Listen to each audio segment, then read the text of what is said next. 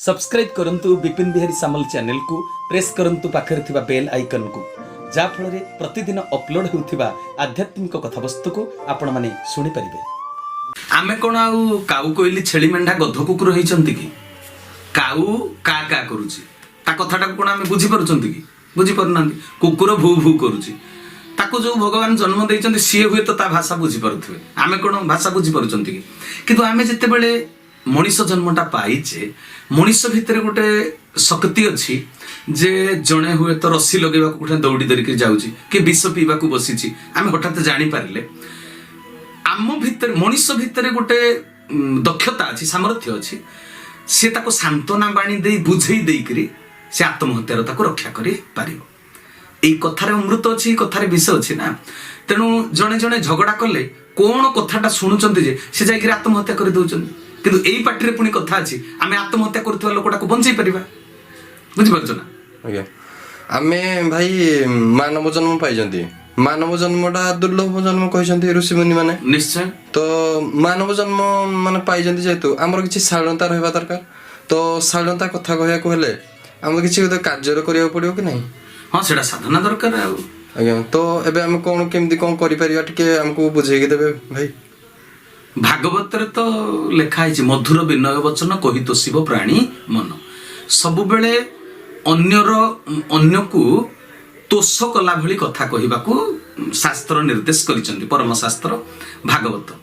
अच्छा ठाकुर आमर कही नांती चरम पढ़ुच ना आज्ञा पढ़ुच ठाकुर कही नांती तांकर तू धीरे धीरे समस्त हृदय रे प्रवेश करिवु अन्यर हृदय प्रवेश करने अर्थ अन्यर मन को किणी नवा आज्ञा हाँ कि नहीं अन्य मान को तुम सहित सामिल कर पारिले तुमे जो जगत कल्याणकारी उद्देश्यटा रखीच तुम मन भितर से अन्य माने सहयोग करिवे तुमे सत्संग करूछ सत्संग रे जगतर कल्याण हबो बोली भाबिछ हाँ कि नहीं तेबे तुम मुहर भाषाटा केमिति होबा दरकार तुम अन्य मान को सेतिर सामिल करिवो ना अन्य माने भी सत्संग करंतु अन्य माने भी सत को जानंतु अन्य मानक भितर अज्ञानता दूर हो एटा तुमे चाहिबो कि नै आज्ञा तेरे तुम भाषाटा निर्भर करूनी अन्यर हृदय को किनिबा पई मधुर होबा दरकार तो सेटा केमिति होबो आमे आलोचना करिबा अन्यर हृदय रे प्रवेश करिबा को हेले व्यवहार उत्तम होबा दरकार हां कि नै तबे व्यवहार भलो न हेले अन्यर श्रद्धा भाजन हेइ परिबो कि ना व्यवहार प्रथम सोपानटा कोन पाहाचटा कोन मोहर भाषाटा ना हाँ कि नहीं भाषा सब बेले मधुर होगा दरकार ठाकुरे 5 नंबर चरमर कल्याण दिली तोते कहिचंती तोप कमाणर धमक देई कोन हृदय राज्य जय करी हुए कि रे एथिपाई लोड़ा स्नेह ममता प्रेम प्रीति समता आंतरिकता श्रद्धा त्याग दान बंधुता भ्रातृत्व अहंकार शून्यता उदारता सरलता स्मित हास्य मधुर वचन जब कौनटा कहले ए सब जाक आसीबो केमिति मधुर वचन हाँ कि नहीं पुणी निस्वार्थपरता निर्लिप्तता एटा होची प्रभुंकर अष्टादश दिव्य गुण बोली सी सेठी कहिछन ए दिव्यास्त्र मु तोते देइछि रे धन ठाकुर कहले कल्याण देली तोते परा कोन कल्याण देबी तोते कहिछन कि देली तोते माने देई सारिछि ए सब दिव्यास्त्र से हमको देइछन सबुठारु बड़ कथा हला विनय स्वभाव आ मधुर कथा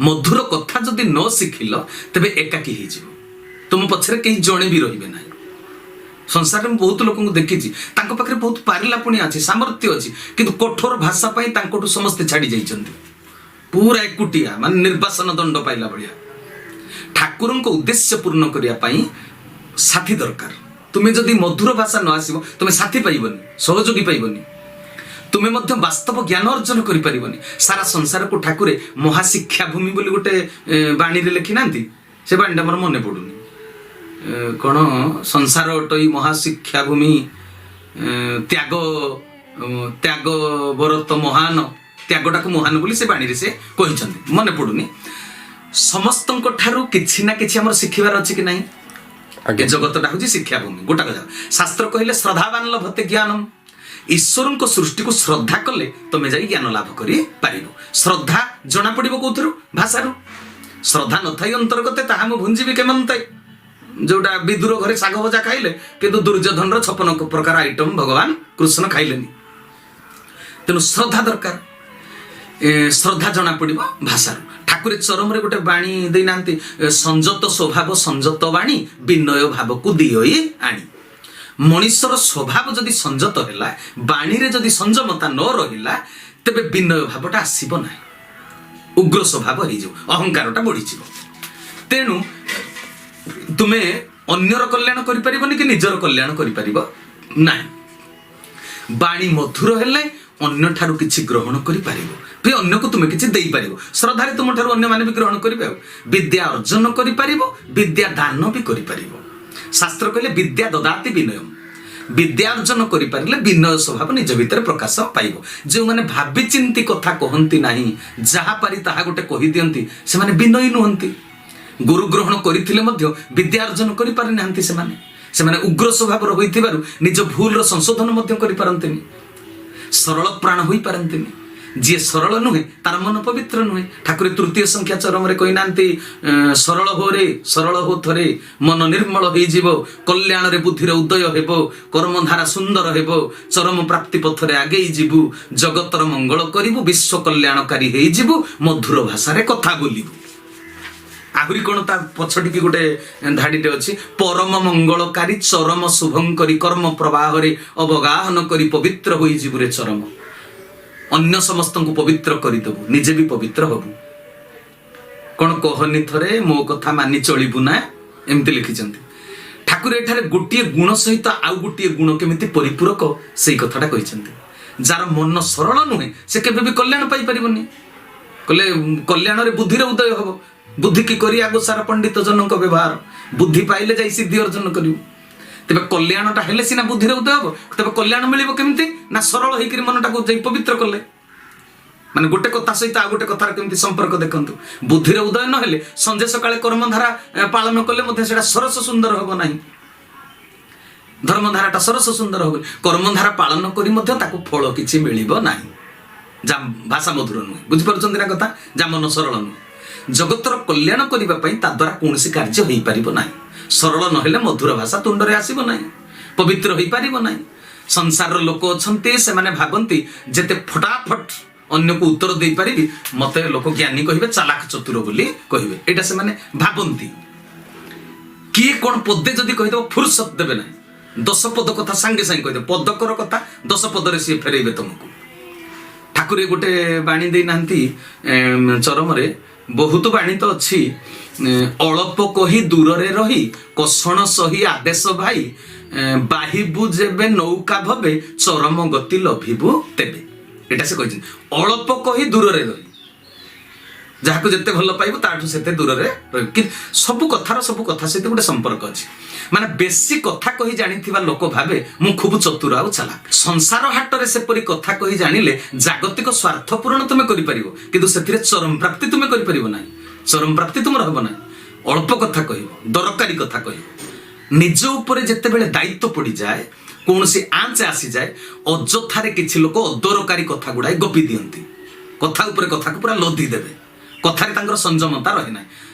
ବୁଝିପାରୁଛ ନା? ଠାକୁର କହିଲେ ତୋ ଭାଷା ଯେପରି ତୁ ଖୁବ ହୁସିଆରରେ ଥିବୁ, ତୋ ଭାଷା ଯେପରି ତୁଚ୍ଛା କଳଙ୍କ ଜଡ଼ିତ ନ ହୁଏ ରେ ଚରମ। 1 ନମ୍ବର ଚରମରେ କଥା କହିଛନ୍ତି।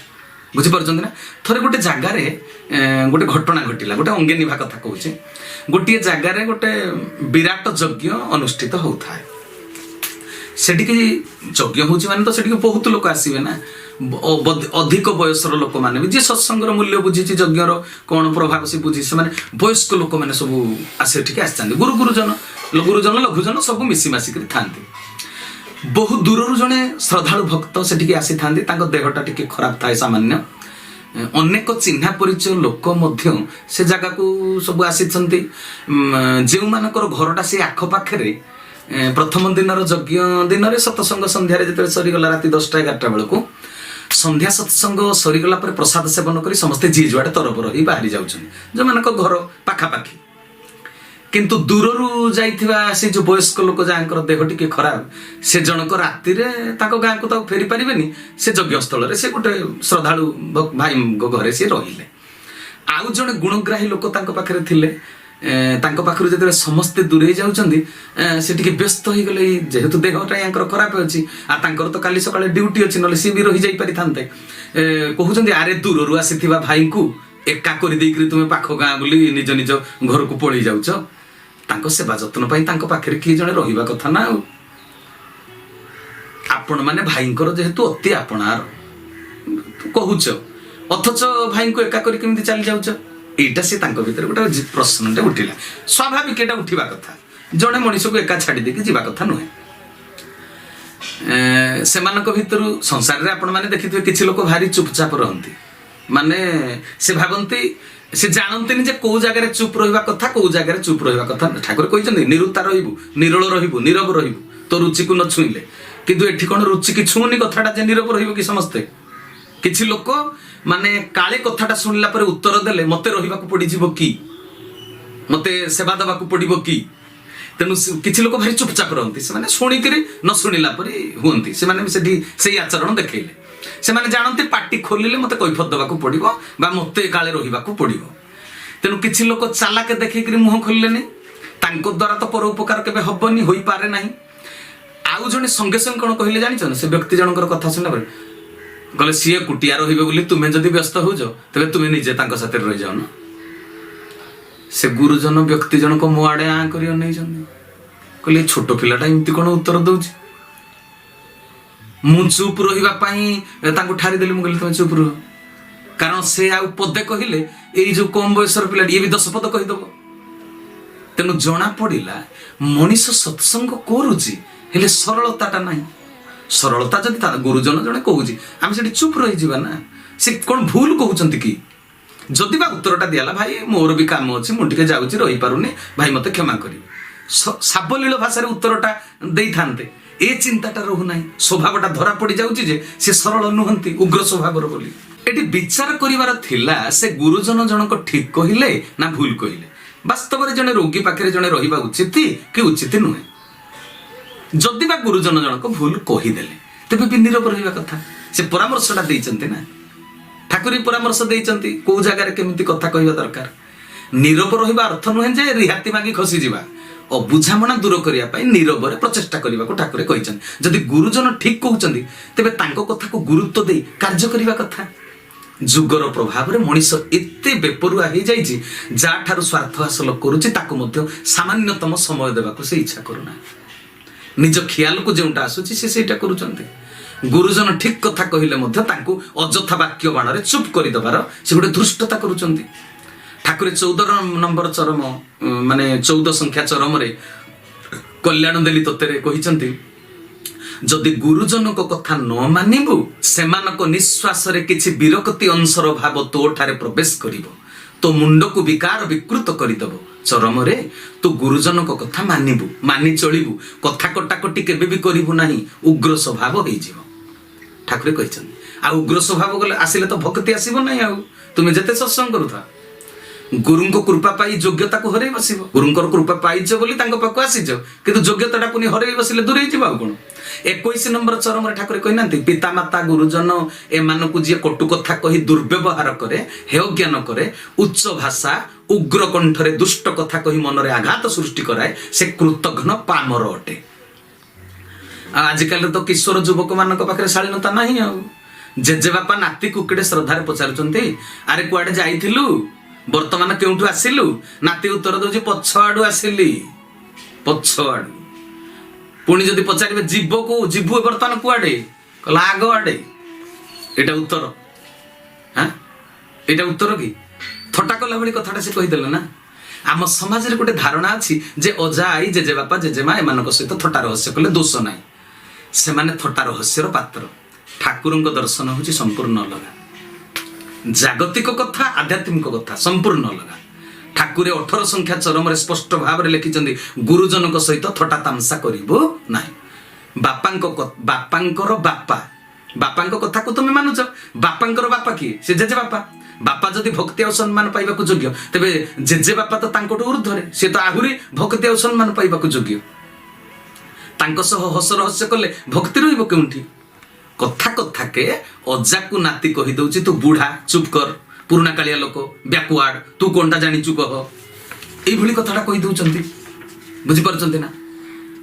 ତମ ଯୁଗ ଗଲାଣି, ତମ ଜମାନା ଗଲାଣି, ତମେ ଏବେ ଆଉ କଥା କୁହ ନା। ଅଚ୍ୟୁତାନନ୍ଦ ମହାପୁରୁଷ ତାଙ୍କ ମାଳିକାରେ ଗୋଟେ ପଦ ଲେଖିଥିଲେ, ଚାରଣ ଚରଣ ବାରତା ନୋହିବ ବରଣ ନ କରି ଜନ, ପ୍ରେରଣ ଯନ୍ତ୍ରରେ ମନ ରଖିଥିବେ ଦୁଷ୍ଟ ଭାବନୀରେ କ୍ଷୀଣ। ଅଚ୍ୟୁତାନନ୍ଦ ମହାପୁରୁଷ ତାଙ୍କ ମାଳିକାରେ ଏ କଥାଟି ଲେଖିଛନ୍ତି। ତେଣୁ ଭାଇ ଭଉଣୀ ମାନେ ଯୋଉ ଆଜି ପ୍ରଶ୍ନଟା ପଚାରିଲ, ବାସ୍ତବରେ ପ୍ରେରଣ ଯନ୍ତ୍ର କଣ କହିଲ? ମୋବାଇଲ ଆଉ ଟିଭି। ଏଇଟାକୁ ମହାପୁରୁଷ ଅଚ୍ୟୁତାନନ୍ଦ ସେତେବେଳେ ତାଙ୍କ ଭାଷା ତାଙ୍କ ଟର୍ମ ଆଉ ସେ ପ୍ରେରଣ ଯନ୍ତ୍ର ବୋଲି ସେଠି ଲେଖିଛନ୍ତି। ଧ୍ୟାନ ବଳରେ ଯାହା ଲେଖିଛନ୍ତି ନା, କହିଲେ ଟିଭି ଆଉ ମୋବାଇଲ କି ଗୁରୁଜନ ଭାବିବେ, କିନ୍ତୁ ଚାରଣ ଚରଣ ବାରତା ନହିବ ବରଣ ନ କରି ଜନ। ଚାରଣ କହିଲେ ଯେ ଉଚ୍ଚାରଣ ଦ୍ୱାରା ଆଚରଣ ଦ୍ୱାରା ଆମକୁ ଶିକ୍ଷା ଦିଅନ୍ତି, ସେ ହଉଛନ୍ତି ଚାରଣ। ସମସ୍ତ ଯିଏ ଜ୍ଞାନ ଦ୍ୱାରା ଚୋରି ଯାଆନ୍ତି ସମସ୍ତଙ୍କ ହୃଦୟ ଭିତରେ, ସେ ହଉଛନ୍ତି ଚାରଣ। ତେଣୁ ତାଙ୍କ ବାର୍ତ୍ତା ରହିବନି, ମାନେ ତାଙ୍କ ପ୍ରତି ଭାବ ଭକ୍ତିଟା ରହିବ ନାହିଁ, ସମ୍ମାନ ରହିବ ନାହିଁ। ଚାରଣ ଚରଣ ବାର୍ତ୍ତା ରହିବ, ବରଣ ନ କରି ଜନ, ମାନେ ଗୁରୁଜନକୁ ବରଣ କରିବେନି, ମାନେ ପୂଜା ଦେବେ ନାହିଁ, ମାନିବେ ନାହିଁ। ଏଇଟା ସେଥିରେ ଲେଖା ହେଇଛି। ଠାକୁର ବି କହିଛନ୍ତି 19 ନମ୍ବର ଚରମ ଦେଖିବେ, ସେଥିରେ ସେ ଲେଖିଛନ୍ତି, ଯାହାର ଜିହ୍ୱା ସଂଯତ ଭାଷା କର୍କଶ, ସର୍ବଦା କଟୁ କଥା କହିବାରେ ଅଭ୍ୟସ୍ତ, ବାୟୁ ତାର ନିତ୍ୟ ସହଚର। ମାନେ ସେ ହଉଛି ଗ୍ୟାଷ୍ଟ୍ରିକ୍ ପେସେଣ୍ଟ। ମାନେ କଥା ଭିତରେ ବି, ମାନେ ଶରୀର ଭିତରେ ଏମିତି ଗୋଟେ କ୍ରିୟା ସୃଷ୍ଟି ହୁଏ, ଯଦି ଅସଂଯତ ଭାଷା କର୍କଶ ଜୋରରେ ରାଗିକିରି କରିବ, ଗ୍ୟାଷ୍ଟ୍ରିକ୍ଟା ବଢିବ। ଏଟା ବିଜ୍ଞାନଟା। 21 ନମ୍ବର ଚରମରେ ଦେଖିବେ ଠାକୁରେ କହିଛନ୍ତି, ଯୋଉ ପାପ ପୁଣ୍ୟ କଥାକୁ, ପାପର କେତେଟା ପାପ କଥା ସେଠି କହିଛନ୍ତି। କହିଲେ ପିତାମାତା ଗୁରୁଜନ ଏମାନଙ୍କୁ ଯିଏ କଟୁ କଥା କହି ଦୁର୍ବ୍ୟବହାର କରେ, ହେୟ ଜ୍ଞାନ କରେ, ଉଚ୍ଚ ଭାଷା ଉଗ୍ର କଣ୍ଠରେ ଦୁଷ୍ଟ କଥା କହି ମନରେ ଆଘାତ ସୃଷ୍ଟି କରାଏ, ସେ କୃତଘ୍ନ ପାମର ଅଟେ। ଏଟା 21 ନମ୍ବର। ଆଚ୍ଛା, ଗୁରୁଜନକୁ ଖରାପ ବ୍ୟବହାର ଦେଖିବନି। ଗୁରୁଜନ କିଏ? ଗୁରୁଜନ କିଏ ବୋଲି 25 ନମ୍ବର ଚରମରେ ଠାକୁର କହିଛନ୍ତି। କହିଲେ ଗୁରୁଜନ ମାନଙ୍କୁ ସର୍ବଦା ସମ୍ମାନ ଦେବା ପାଇଁ ଅଭ୍ୟାସ କରିବୁ। ଗୁରୁଜନ କହିଲେ କେବଳ ବୟସ ନୁହେଁ, ଧନ ବୟସ ଐଶ୍ୱର୍ଯ୍ୟ ବିଦ୍ୟା ବୁଦ୍ଧି ଜ୍ଞାନ ଆଦି ସମସ୍ତ ଗୁଣ, ଯେକୌଣସି ଗୋଟିଏ ଗୁଣରେ ଯିଏ ତୋ ଠାରୁ ଅଧିକ, ତାକୁ ଗୁରୁଜନ ଭାବରେ ଗ୍ରହଣ କରିବୁ। ତେବେ ବିଚାର କଲ, ସୃଷ୍ଟି ଗୋଟାକ ଯାକ ସମସ୍ତଙ୍କର ଗୁରୁଜନ ନୁହେଁ, କୌଣସି ଗୋଟେ ଗୁଣରେ ସେ ମୋଠୁ ଅଧିକା ନା। ତା ତଳ ଧାଡ଼ିରେ କହିଛନ୍ତି, ବିଚାର କରିବୁ ସେମାନଙ୍କର ପ୍ରାରବ୍ଧ କର୍ମ ଫଳ ବା ସୁକର୍ମ ପ୍ରଭାବରେ ସେମାନେ ତୋ ଠାରୁ ଉଚ୍ଚ ଶ୍ରେଷ୍ଠ ଆସନରେ ଅଛନ୍ତି। ତେଣୁ ସେମାନେ ତୋ ଠାରୁ ନିଶ୍ଚିତ ଭାବରେ ଶ୍ରେୟ। ନିଜର ପିତାମାତାଙ୍କୁ ଯେଉଁ ସମ୍ମାନ ଦେବୁ, ଗୁରୁଜନ ମାନଙ୍କୁ ମଧ୍ୟ ସେ ଠିକ୍ ସେହି ଭାବରେ ନେବୁ। ଅଭ୍ୟାସ ବଳରେ ଯଦି ଏ ସୃଷ୍ଟିର ପ୍ରତ୍ୟେକଙ୍କୁ ତୋ ଠାରୁ ଉନ୍ନତ ଆଉ ଶ୍ରେଷ୍ଠ ବୋଲି ଗ୍ରହଣ କରିପାରିବୁ, ତୋ ଠାରେ ନମ୍ରତା ସ୍ପଷ୍ଟ ଭାବରେ ଫୁଟି ଉଠିବ। ଠାକୁର ଏ କଥାଟା କହିଲେ, ମାନେ ନମ୍ରତାଟା ନିହାତି ଦରକାର। ଆଉ ତା ତଳେ ବି ଲେଖିଛନ୍ତି, ଏ ତ ଲମ୍ବା ଲମ୍ବା କଥା, କହିଲେ ସେଇ ନମ୍ରତା ବଳରେ ତୁ କ୍ରମଶଃ ଧୀର ସରଳ ହୋଇ ସମସ୍ତଙ୍କର ଶ୍ରଦ୍ଧା ଭାଜନ ହେଇଯିବୁ। ସ୍ରଷ୍ଟା ସୂକ୍ଷ୍ମ ରୂପରେ ସମସ୍ତଙ୍କ ପିଣ୍ଡରେ ବିଦ୍ୟମାନ, ଯେତେବେଳେ ତୋ ଚତୁଃପାର୍ଶ୍ୱରେ ବିଚରଣ କରୁଥିବା ସମସ୍ତ ନର ନାରାୟଣଙ୍କର ଶ୍ରଦ୍ଧାଯୁକ୍ତ ଆଶୀର୍ବାଦ ତୋ ଉପରେ ଅଜାଡ଼ି ହେଇ ପଡ଼ିବ, ସେତେବେଳେ ତୁ ସମସ୍ତଙ୍କର ଅତି ଆପଣାର ହୋଇଯିବୁ। ତାପରେ କଣ ହବ ଜାଣିଛୁ? ତୋର ପିତା ଏକାନ୍ତ ଭାବରେ ତୋର ଅତି ପ୍ରିୟ ହୋଇଯିବେ ଓ ତୁ ତାଙ୍କର ନିକଟତର ହୋଇଯିବୁ। ଆଉ ନିକଟତର ହେଇକରି ସତ ଚିତ୍ତି ଆନନ୍ଦରେ ନିତ୍ୟ ବିଚରଣ କରି ତୁ ବ୍ରହ୍ମମୟ ହେଇଯିବୁ।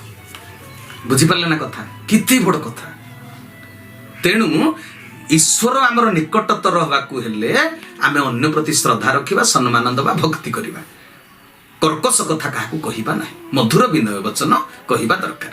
21 ନମ୍ବର ଚରମରେ ଠାକୁରେ କହିଲେନି, ନାସ୍ତିକ ହୋଇ ଯିଏ ବ୍ରହ୍ମ ନିନ୍ଦା କରନ୍ତି, ବ୍ରହ୍ମ ଉପାସକ ବ୍ରହ୍ମ ଅନୁରତି ବ୍ୟକ୍ତି ମାନଙ୍କୁ ଉପହାସ କରନ୍ତି, ସେମାନଙ୍କ ପ୍ରତି ଅସଦାଚରଣ କରନ୍ତି, ସେମାନଙ୍କୁ କୃତଘ୍ନତା ମାତୃହରଣ ବ୍ରହ୍ମହତ୍ୟା ଆଦି ଦୋଷ ଏକ ସମୟରେ ଲାଗିଯାଏ। ଏମାନଙ୍କର ପ୍ରାୟଶ୍ଚିତ ନାହିଁ, ଅପରାଧର ଫଳ ଭୋଗ କରିବାକୁ ସେମାନେ ବାଧ୍ୟ ହୁଅନ୍ତି। ବୁଝିପାରୁଛ ନା କଥା? ତେଣୁ ଏଇଟା ଅସଂଯତ ସ୍ୱଭାବ। ବାଣୀଟାକୁ କେତେ ସଂଯତ କରିବା ଦରକାର। ଲୋକମାନଙ୍କର ଠାଣି ଅଛି କିନ୍ତୁ ବାଣୀ ନାହିଁ, ବାଣୀ ଅଛି ଠାଣି ନାହିଁ। ବହୁତ ଲୋକ କହୁଛନ୍ତି ବହୁତ କଥା, ତାଙ୍କ ଠାଣିରେ ସେଟା ଦେଖାଯାଉନି। ଆଉ ବହୁତ ଲୋକ ତାଙ୍କ ଠାଣିରେ ଅଛି ମାନେ କଣ ଭକତର ଭାବ, କିନ୍ତୁ ବାଣୀରେ ନାହିଁ। ଠାକୁର ଆହୁରି ଲେଖିଛନ୍ତି, ନିଜର ବା ନିଜ ଆତ୍ମୀୟ ମାନଙ୍କର ଦୋଷ ଅପରାଧ ପାପକୁ ଲୁଚାଇବାକୁ ଯିଏ ଛଳନାପୂର୍ଣ୍ଣ ମିଥ୍ୟା ଭାଷା ପ୍ରୟୋଗ କରି ନିଜର ମଧୁର ବଚନରେ ଅନ୍ୟକୁ ପ୍ରତାରିତ କରେ, ସେ କୃତଘ୍ନତାର ଚରମ ସୀମାରେ ପହଞ୍ଚିଯାଏ। ତା ପାପର ପ୍ରାୟଶ୍ଚିତ ହେବା ପାଇଁ ଅନେକ ଜନ୍ମ ଲାଗିଯାଏ। ଏକଥା ମଧ୍ୟ କହିଛନ୍ତି। ମଧୁର ବିନୟ ବଚନ କହିବ, କିନ୍ତୁ ନିଜର ପାପକୁ ଲୁଚେଇବାକୁ ମଧୁର ବିନୟ ବଚନ, ଛଳନା କରିବନି, କପଟତା କରିବନି। ତେଣୁ କେତେ ଅର୍ଥ ବୁଝିବାର ଅଛି। ସଂଯତ ସ୍ୱଭାବ ସଂଯତ ବାଣୀ, ବିନୟ ଭାବକୁ ଦିଅଇ ଆଣି। ଭାଷା କେତେ ସଂଯତ ହେବା ଦରକାର। ଠାକୁରେ 4 ନମ୍ବର ଚରମ ପଢିବେ ସେ ଲେଖିଛନ୍ତି ମୁଁ କହିଥିବା କଥାକୁ ସ୍ମରଣ କରି ଆପଣାର ଆଚରଣରେ ଫୁଟାଇବୁ ଖାଲି ତୁଚ୍ଛାଟାରେ ବାକ୍ ବିତିଣ୍ଡା କରିବୁ ନାହିଁ। ଲୋକ ବାକ୍ ବିତିଣ୍ଡା କରୁଛନ୍ତି ନା, କେତେ ପ୍ରକାର କଥା ତାଙ୍କୁ କହି ଆସିଛି ଯେ ମୁଣ୍ଡ ଖରାପ ହେଇଯିବ, ଅଯଥାରେ ଖାଲି ଥଟ୍ଟା ପରିହାସ କରିବେ। ମାନେ ବେଳେ ବେଳେ ଦେଖେ ଦି ଅର୍ଥବୋଧକ କଥା କହୁଥିବେ, ସେଟା ନଗ୍ନତା ଆଡକୁ ଯାଉଥିବ, ଖରାପ ଆଡକୁ କଥାଟା ଯାଉଥିବ, ଏପଟେ ସେଥିରେ ଗୋଟେ ଅଲଗା ଭାଷାରେ ସେ କଥାଟାକୁ କହୁଥିବେ। ବୁଝିପାରୁଛନ୍ତି ନା? ଠାକୁର କହିଲେ ଲୋକମାନେ ତତେ କୁହାମୁଣ୍ଡା କପିଳା ବୋଲି ଭାବି ନେବେ ରେ, ଯେତିକି କହୁଥିବୁ ତହିଁରୁ ଅଧିକ କାମରେ ଦେଖାଇବୁ ମୋ ବାଇଆ ହାତୀ, କାମରେ କରିକିରି ଦେଖେଇବୁ। ନମ୍ର ହେବୁ ଧନମଣି ମୋର, ବିନୟୀ ହେବୁ, ଆତ୍ମ ବଡ଼ିମା ଗାଇ ବୁଲିବୁନି, ଅନ୍ୟମାନଙ୍କୁ ହେୟ ଜ୍ଞାନ କରିବୁ ନାହିଁ। ସେମାନେ ତୋ ଠାରୁ କୌଣସି ଗୁଣରେ କମ ନୁହନ୍ତି କି ତୁ ତାଙ୍କ ଠାରୁ ମଧ୍ୟ କୌଣସି ଗୁଣରେ ଅଧିକ ନୁହୁ। ସାମ୍ୟ ଭାବ ପୋଷଣ କରିବୁ, ବୈଷମ୍ୟ ଆଣିବୁ ନାହିଁ, ଏହା ବିଷମ ସମସ୍ୟାର ଜନନୀ। ଆପଣା ବୟସ, ସାଧନା, ଶିକ୍ଷାଗତ ଯୋଗ୍ୟତାକୁ ଜାହିର କରି ଆପଣା ଅହଂ ସର୍ବସ୍ୱ ମତକୁ ଅନ୍ୟମାନଙ୍କ ଉପରେ ଜବରଦସ୍ତ ଲଦି ଦେବୁ ନାହିଁ। କେତେ ଉପଦେଶ ଦେଇଛନ୍ତି ଠାକୁର ବିନୟୀ ହେବା ପାଇଁ। ମାନେ ବିନୟ ହେଲେ ଯୋଉଟା କହିଲେ ବିଦ୍ୟା ଦଦାତି ବିନୟମ୍ ବିନୟାତ ଜାତି ପାତ୍ରତ୍ୱ ଧନମାପ୍ନୋତି ଧନାତ ଧର୍ମ ତତୋ ସୁଖ। ଗୁରୁଙ୍କ ବିଦ୍ୟାରେ ଯଦି ବିଦ୍ୱାନ ହୋଇପାରିବ ତେବେ ବିନୟୀ ହେବ। ଯେ ବିନୟୀ ନୁହେଁ ଉଗ୍ର ସ୍ୱଭାବର, ସେ ଗୁରୁଙ୍କ ଠାରୁ କିଛି ଶିଖିନି ବୋଲି ବୁଝିବାକୁ ପଡିବ। ପୁଣି ବିନୟ ହେଲେ କଣ ହବ? ପାତ୍ର ହବ। ଆଉ ପାତ୍ର ହେଲେ ତମକୁ ସବୁ କିଛି ମିଳିବ, ଧନ ସବୁ କିଛି, ତମ ମୁହଁ ସୁନ୍ଦର ଦେଖାଯିବ, ରୂପଲକ୍ଷ୍ମୀ, ଧନଲକ୍ଷ୍ମୀ, ସ୍ୱାସ୍ଥ୍ୟ ଲକ୍ଷ୍ମୀ। ସ୍ୱାସ୍ଥ୍ୟ ହିଁ ସମ୍ପଦ କୁହାଯାଏ, ବିଦ୍ୟାକୁ ମହାଦାନ କୁହାଯାଇଛି, ରୂପ ହଉଛି ସୁନ୍ଦର ବୋଲି କୁହାଯାଇଛି। ତେଣୁ ବିଦ୍ୟା ଦଦାତି ବିନୟାତ ଜାତି ପାତ୍ରତା, ପାତ୍ର ହେଇଯିବ। ଆଉ ପାତ୍ରରେ ଯାଇ ଯିଏ ଦବା କଥା ପାତ୍ରରେ ଦବ ନା। ଆଉ ତେଣୁ ତୁମେ ଯେତେବେଳେ ବିନୟ ସ୍ୱଭାବର ହେଇଯିବ, ତମ ବାଣୀ ସଂଯତ ହେଇଯିବ, ମାନେ ମନ ଇଚ୍ଛା କହିବ ନାହିଁ, କଟକଣା ଭିତରେ ବାରଣ ଭିତରେ ରହିବ, ସେତେବେଳେ ତୁମେ ପାତ୍ର ହେଇଯିବ। ଠାକୁର 14 ନମ୍ବର ଚରମରେ କହିନାହାନ୍ତି ମଣିଷ ଏମିତି ସବୁ କହୁଛି କାହିଁକି, ତାର ଶୁଦ୍ଧ ଆଚରଣ କାହିଁକି ନାହିଁ, ଶୁଦ୍ଧ ବାଣୀ କାହିଁକି ନାହିଁ? କହିଲେ ଘୋର ଜଞ୍ଜାଳରେ ସବୁରିଙ୍କ ମୁଣ୍ଡ ଗୋଳିଆ ତୋଳିଆ ହୋଇଗଲାଣି, ଶୁଦ୍ଧ ଚିନ୍ତା ନାହିଁ, ଶୁଦ୍ଧ କଥା ମଧ୍ୟ ନାହିଁ। ତୋ ସାମ୍ନାରେ ଗୋଟିଏ ପ୍ରକାର କଥା ତ ପୁଣି ପଛରେ ଆଉ ଏକ ପ୍ରକାର ଚକ୍ରାନ୍ତିଆ କଥା। ଏଭଳି ଆଚରଣ ଯେଉଁମାନେ କରନ୍ତି ମ୍ଲେଚ୍ଛ ଭାବେ ଜନ୍ମ ହୋଇ ଅନ୍ନ ବସ୍ତ୍ର ବାସ ଭାବରେ ପଡିଯାଆନ୍ତି। ପୂର୍ବରୁ ପରା ମୁନି ଋଷି ମାନେ କହି ଯାଇଛନ୍ତି ଏ କଥା, ତୋର କଣ ମନେ ନାହିଁ କି? ଠାକୁର କହିଛନ୍ତି ନା। ତେଣୁ ଆଚରଣ ଶୁଦ୍ଧ ନହେଲେ, କଥା ଠିକରେ ନହେଲେ କଣ ହବ? ଆମେ ଅନ୍ନ ବସ୍ତ୍ର ବାସ ଭାବରେ ପଡିଯିବା।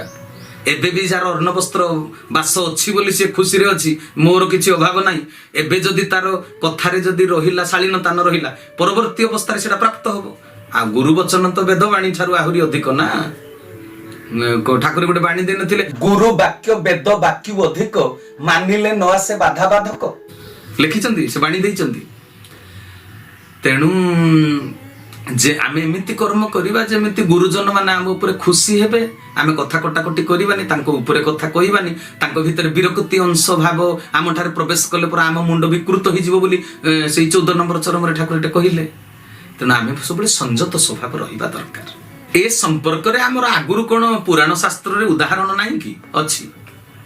ଭାଗବତ 11 ସ୍କନ୍ଧ ପଢିବେ ତ, ଏ ଯୋଉ ଯଦୁବଂଶ ଧ୍ୱଂସ ହେବାର କାରଣ ଯୋଉଟା ଲେଖା ହେଇଛି, ଋଷି ମାନେ ଯୋଉ ଅଭିଶାପ ଦେଲେ, ପ୍ରଭାସ କ୍ଷେତ୍ରରୁ ପିଣ୍ଡାରକ ତୀର୍ଥକୁ ଋଷି ମୁନି ମାନେ ଯାଉଥିଲେ। ବିଶ୍ୱାମିତ୍ର, ବାମଦେବ, ଭୃଗୁ, ଅଙ୍ଗିରା, ଦୁର୍ବାସା, ବଶିଷ୍ଠ, ନାରଦ ଆଦି ମାନେ ବନପଥରେ ସବୁ ଚାଲି ଚାଲିକିରି ଯାଉଥିଲେ। ବାଟରେ କୃଷ୍ଣଙ୍କ ପୁଅ ମାନେ ଖେଳୁଥିଲେ। ଭଗବାନ କୃଷ୍ଣଙ୍କର ପୁଅ ହେଇ ମଧ୍ୟ କଳି ପ୍ରବେଶ କରି ସାରିଥିବାରୁ ତାଙ୍କ ଭିତରେ ସଂଯମତା ରହିଲା ନାହିଁ। ମାନେ ବାପ ଅଜାଙ୍କର ଆଦର୍ଶଟାକୁ ରଖିଲେନି, କଳିର ପ୍ରଭାବରେ ପଡିଗଲେ, ସଂଯମତା ହରାଇ ବସିଲେ। ଭାଗବତରେ ଲେଖା ନାହିଁ କଣ, ଶାମ୍ବକୁ ନାରୀ ବେଶ କରି ଅନେକ ଅଳଙ୍କାର ଭରି, ପ୍ରସବ ଗର୍ଭ ପ୍ରାୟ କରି ଉଦରେ ଲୌହ ପାତ୍ର ଭରି। ଅଷ୍ଟପାଟ ବଂଶୀ ଭିତରୁ ଜାମ୍ବବତୀଙ୍କ ପୁଅ କିଏ? ଶାମ୍ବ। ଶାମ୍ବକୁ ନାରୀ ବେଶ କରି ଋଷିଙ୍କୁ ପ୍ରଶ୍ନ ପଚାରିଛନ୍ତି। ବାଟରେ ଯୋଉ ଋଷି ମାନେ ଯାଉଥିଲେ, ଯେ ଗୋଟେ ଲୁହାଟେ ପୁରେଇ ଦେଇକିରି ପେଟରେ କପଡା ବାନ୍ଧି ଦେଇକିରି ଏ ଗର୍ଭବତୀ ମହିଳାଙ୍କର ପୁଅ ହବ ନା ଝିଅ ହବ, ବା କେବେ ଡେଟ୍, କେବେ ତିଥି, ମାନେ କୋଉ ଦିନ କେତେ ଶୀଘ୍ର ବା କେତେ ଡେରି ହବ ଏ ପିଲାଟା ଜନ୍ମ ହବ। ଋଷି ମହର୍ଷି ମାନେ ତ୍ରିକାଳଦର୍ଶୀ, ସତଟାକୁ ଜାଣିପାରିଲେ। ସାଇକୋଲୋଜିଷ୍ଟ ଷ୍ଟଡି କରିପାରନ୍ତି ଯୋଉମାନେ ସିଦ୍ଧ ସାଧକ, ଏମାନେ ଥଟ୍ଟା କରୁଛନ୍ତି ବୋଲି ଥଟ୍ଟା କରିବାରୁ ଅଭିଶାପ ଦେଇଦେଲେ ଯେ ହଁ ଏ ପେଟରେ ଯୋଉଟା ଅଛି ସେ ବାହାରିଲେ ଯଦୁବଂଶ ଧ୍ୱଂସ କରିବ। ବୁଝିପାରୁଛନ୍ତି ନା କଥା? କେତେ ବଡ କଥା, ଥଟ୍ଟା। ସେଇଥିପାଇଁ ଆମ ଓଡିଶାରେ ଗୋଟେ କଥା, ହସ ହସ କଥା ତାଳୁରେ ଠକେ। ଯୋଗୀମୁନିର ଶିଶୁମାନେ ଗୁରୁଜନଙ୍କ ପ୍ରତି ଭାଷାଟା ସଂଯତ ହେଲାନି, ସ୍ୱଭାବଟା ସଂଯତ ହେଲାନି। ତେଣୁ ଠାକୁରଙ୍କର ସେ ଗୋଟେ ବାଣୀ ସବୁବେଳେ ମନେ ରଖିବା ଦରକାର, ସଂଯତ ସ୍ୱଭାବ ସଂଯତ ବାଣୀ ବିନୟ ଭାବକୁ ଦିଅଇ ଆଣି। ଆଉ ବିନୟ ଭାବ ଆସିଗଲେ ତୁ ବିନୟୀ ହେଇଯିବୁ, ନମ୍ର ହେଇଗଲେ ଚତୁଃପାର୍ଶ୍ୱରେ ଥିବା ସମସ୍ତ ନର ନାରାୟଣଙ୍କର ଶ୍ରଦ୍ଧାଯୁକ୍ତ ଆଶୀର୍ବାଦ ତୋ ଉପରେ ଅଜାଡ଼ି ହେଇ ପଡିବ। ଠାକୁର 25 ନମ୍ବର ଚରମରେ ଯୋଉଟା କହିଲେ, ସେତେବେଳେ ତୁ ସମସ୍ତଙ୍କର ଅତି ଆପଣାର ହେଇଯିବୁ। ତାପରେ କଣ ହବ ଜାଣିଛୁ? ଏଟା କହିସାରିଛି, ଆଉ ଥରେ କହିଦଉଛି, ତୋର ପିତା ଏକାନ୍ତ ଭାବରେ ତୋର ଅତି ପ୍ରିୟ ହେଇଯିବେ। ପରମ ପିତା ମୋର ଅତି ପ୍ରିୟ ହେଇଯିବେ, ମୁଁ ଯଦି ନମ୍ର ହେଇଯିବି, ବିନୟ ସ୍ୱଭାବର ହେଇଯିବି। ତେବେ ସେଟା ଦରକାର କି ନାହିଁ? ମୁଁ ଧନ ସମ୍ପତ୍ତି ଖୋଜୁଛି, ମୋର ସିଦ୍ଧି ଖୋଜୁଛି, ମୁଁ ପ୍ରାପ୍ତ ବସ୍ତୁ କେମିତି ପାଇବି ବୋଲି ଖୋଜୁଛି, ଯଦି ଭଗବାନ ମୋର ନିକଟରେ ଥିବେ, ମୋର ଅତି ଆପଣାର ହେଇଯିବେ, ତେବେ ସବୁ ତ ମୋର, ଏ ଜଗତଟା ତ ମୋର, ମୋ ପାଇଁ ଅଲଭ୍ୟ କିଛି ନାହିଁ କି ଅପ୍ରାପ୍ତି କିଛି ନାହିଁ ମୋର, ଯଦି ମୋ ପ୍ରଭୁ ନିକଟରେ ମୋର ଅଛନ୍ତି। ତେବେ ପ୍ରଭୁଙ୍କୁ ନିକଟରେ ପାଇବାକୁ ହେଲେ ବିନୟ ସ୍ୱଭାବ ଦରକାର, ନମ୍ରତା ଦରକାର। ଯେତେବେଳେ ଚତୁଃପାର୍ଶ୍ୱରେ ଥିବା ଅନ୍ୟାନ୍ୟ ଗୁରୁଜନ ବା ନରନାରାୟଣ ମତେ ଆଶୀର୍ବାଦ କରିବେ, ପ୍ରଭୁ ସେତେବେଳେ ମୋ ଉପରେ ଖୁସି ହେଇଯିବେ।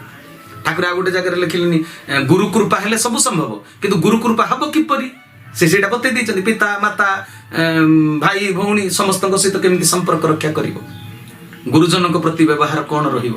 ଏ ସୃଷ୍ଟିରେ ସମସ୍ତେ ଆମର ଗୁରୁଜନ, ଯେହେତୁ କୌଣସି ଗୋଟିଏ ଗୁଣରେ ଆମ ଠାରୁ କିଏ ଅଧିକ। ବୁଝିପାରିଲ ନା କଥା? ଆଜ୍ଞା। ଆଉ ସେଇଟା ତ ମୂଳ କଥା ହେଲା, ମାନେ ଗୁରୁଙ୍କ ଆଜ୍ଞା ଯେତେବେଳେ ପାଳିବ, କର୍ମଧାରା ଧର୍ମଧାରା 12 ଥର ସାଷ୍ଟାଙ୍ଗ ପ୍ରଣାମ ଠାକୁର ଯୋଉଟା ଦେଇଛନ୍ତି, କହିଲେନି କି ଧର୍ମଧାରାର ଗୋଟେ କୋର୍ସ ଅଛି, ସେଇଟାକୁ ଯେତେବେଳେ ପାଳନ କରିବ, ସେତେବେଳେ ତୁମ ଭିତରେ ସଂଯତ ସ୍ୱଭାବ ହେଇଯିବ, ସଂଯତ ବାଣୀ ହେଇଯିବ। ଗୁରୁ ଆଜ୍ଞା ପାଳନ ବିନା ସଦ୍ଗୁଣ ନିଜ ଭିତରେ ମୋଟେ ବିକଶିତ ହେଇପାରିବ ନାହିଁ।